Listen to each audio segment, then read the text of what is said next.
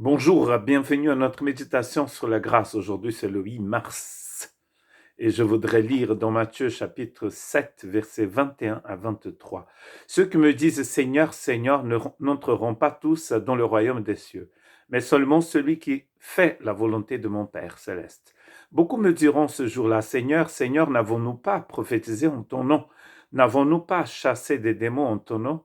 N'avons-nous pas fait beaucoup de miracles en ton nom? Alors je leur dirai ouvertement, je ne vous ai jamais connus. Éloignez-vous de moi, vous qui commettez le mal.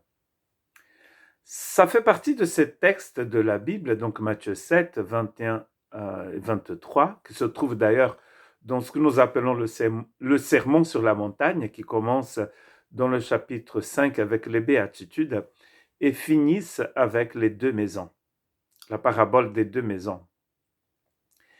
Et donc, c'est un texte qui est parfois vu par certains comme un texte très difficile, parce que certains vont utiliser ce texte pour dire qu'un chrétien peut perdre son salut, ce qui n'est pas du tout le cas ici. En fait, le souci ici, c'est pas que des chrétiens, des gens peuvent perdre leur salut. La question ici, c'est que pour avoir le salut, il faut être connu du Seigneur. Et le fait de pouvoir faire de miracles ne veut pas dire du tout que les gens sont sauvés. La preuve d'ailleurs, parce que ces personnes ici, elles faisaient des miracles. Mais faire de miracles, ce n'est pas synonyme d'appartenir au Christ du tout.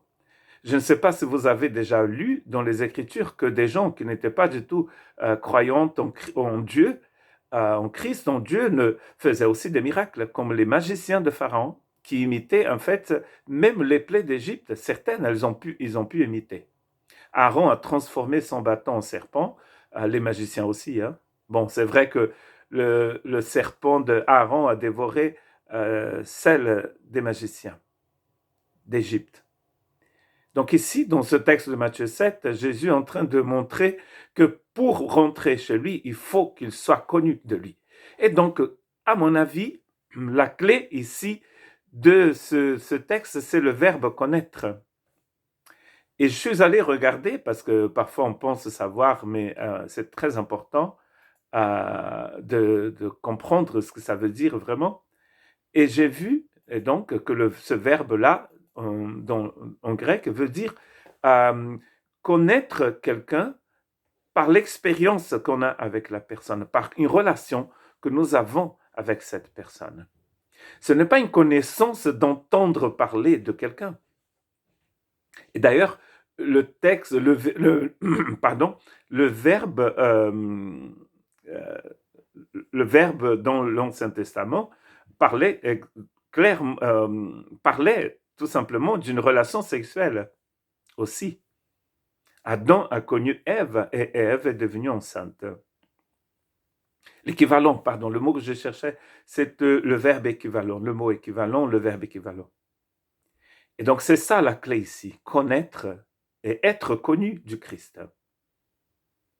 Verset 23, Jésus dit, alors je leur dirai ouvertement, je ne vous ai jamais connus. Donc ça ne veut pas dire que Jésus ne savait pas qui ces personnes étaient, parce que cela n'est pas possible. Jésus est omniscient.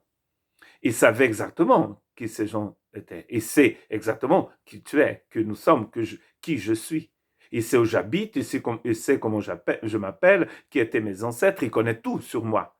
Donc ça ne veut pas dire que Jésus ne savait pas qui ces gens étaient. Ça veut dire que Jésus n'avait aucune relation avec ces gens. C'est pour ça qu'ils ne peuvent pas rentrer chez lui. C'est-à-dire qu'ils ne sont pas nés d'en haut.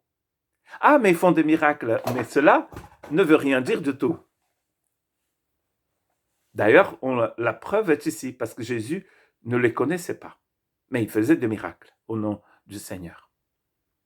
N'avons-nous pas prophétisé en ton nom? Mais alors, qu'est-ce que ça veut dire? On peut dire ainsi dit le Seigneur. D'ailleurs, dans l'Ancien Testament, c'est écrit, certains disent ainsi dit le Seigneur. Il me semble que c'est dans le livre de Jérémie, quand le Seigneur n'avait rien dit du tout. Ce n'était pas le Seigneur qui avait dit. Mais ils ont utilisé le nom du Seigneur. N'avons-nous pas chassé de démons en ton nom? Vous imaginez? C'est des gens qui sont capables de chasser de démons au nom du Seigneur, mais ils ne sont pas connus du Seigneur. Avez-vous déjà pensé que Judas Iscariote faisait partie des 12 pendant tout le temps du ministère de Jésus avec ses disciples? Il a été envoyé avec les autres aussi pour prêcher la bonne nouvelle. Il a été envoyé aussi pour prier et guérir les gens, parce que Dieu, dans sa grâce, peut utiliser l'âne de Balaam pour parler. Je ne vous dis pas que vous êtes un âne, hein? Mais vous voyez que Judas Iscariote ne connaissait pas Jésus, dans le sens biblique du mot connaître. On voit par la suite qu'il n'était pas un vrai disciple de Jésus. Et pourtant, il est envoyé aussi avec les autres. Vous allez peut-être me dire, oui, il se cachait, il ne disait rien, il ne prêchait pas Jésus. Ça, on ne sait pas. Mais Jésus l'a envoyé quand même. Il a été envoyé. Je ne vous ai jamais connu. L'importance d'être connu par le Seigneur, d'avoir une foi sincère, celle du Christ, d'être né d'en haut. Nous sommes en train justement de parler de la plénitude du Christ. Mais la plénitude du Christ commence avec la naissance d'en haut, quand nous recevons la vie du Christ en nous. Que Dieu vous bénisse.